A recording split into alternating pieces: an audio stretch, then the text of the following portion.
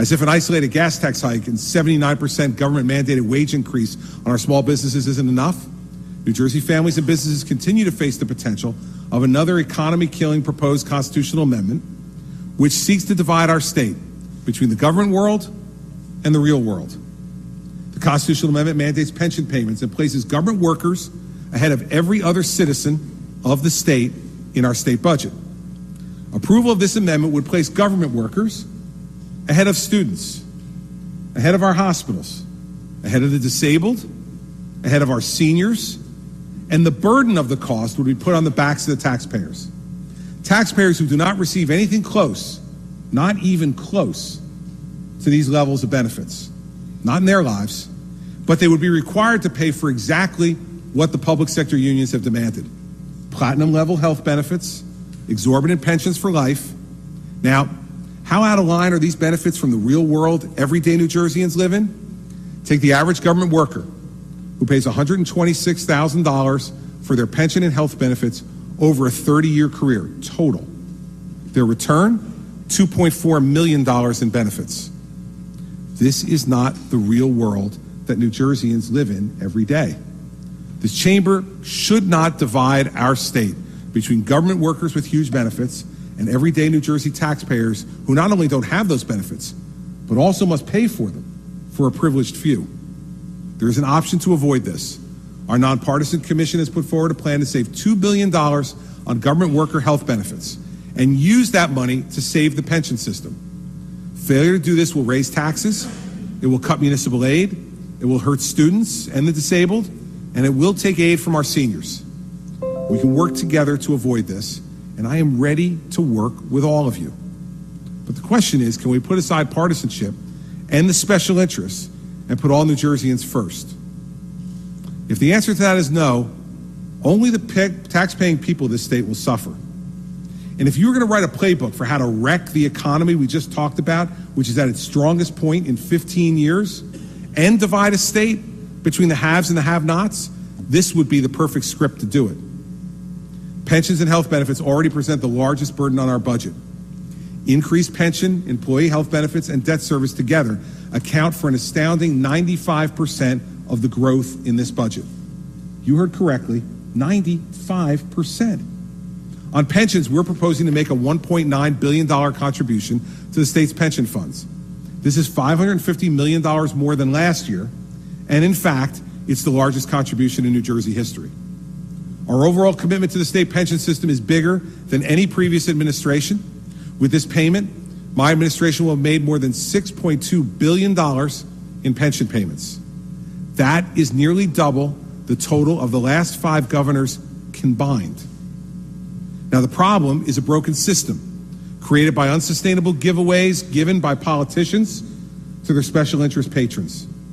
The reality is that continuing to bury our heads in the sand only grows the problem and diminishes those with the courage to take on this challenge. I know you have the courage to make hard choices. I know you do, because we've made them together in the past. For our children and our grandchildren, we simply cannot move in the wrong-headed and backwards direction of locking in platinum-plated benefits in the Constitution at the expense of hard-working, tax-paying families of our state. Now, at the same time, I'm not willing to let gridlock and politics stop our progress on this issue. In order for the state to be able to afford this pension payment and protect valuable priorities for the rest of our citizens, this budget calls for $250 million in savings from public employee and retiree health costs. Through reasonable reforms such as requiring the use of generic drugs when they're available, modest increases in copays to discourage unnecessary emergency room visits, and establishing new delivery methods for primary care services, we can continue to provide quality care, but with important savings. Absent any reforms, get ready for this. State costs for government worker and retiree health insurance would increase this year by $487 million. That's the increase. $487 million. And it's a comparable rate moving forward if you lock in these benefits. We simply cannot afford this. Let me be clear. None of you can afford this type of spiraling growth, no matter who stands behind this podium. Left unchecked, This will kill our ability to cover the costs of essential services that we expect of government, protecting our most vulnerable, making investments in our schools and infrastructure, attracting business, and for those who care about the future viability of their pensions, our ability to make adequate payments to that system as well. Or it will require a massive tax increase that our citizens cannot sustain. Talked about this last month. Nobody raised their hand for a 10% sales tax increase. Nobody raised their hand for a 23% income tax increase. I'm glad you didn't, because to do so would be insanity. These are common sense reforms that will save everyone money while still providing great coverage to employees. So I'm looking for $250 million in savings in this budget from the plan design committees, and I urge them and hope you will urge them to do the same. Let's talk more about what that $250 million means beyond the state budget.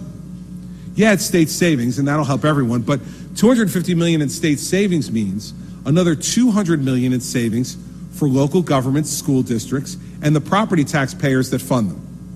That's real property tax relief, another $200 million. And how about for the employees themselves? Well, they're going to save $100 million because it'll reduce their premium share if we reduce the amount of the premium itself. That's less money coming out of the employee's pocket every paycheck. It's a win-win-win for our citizens.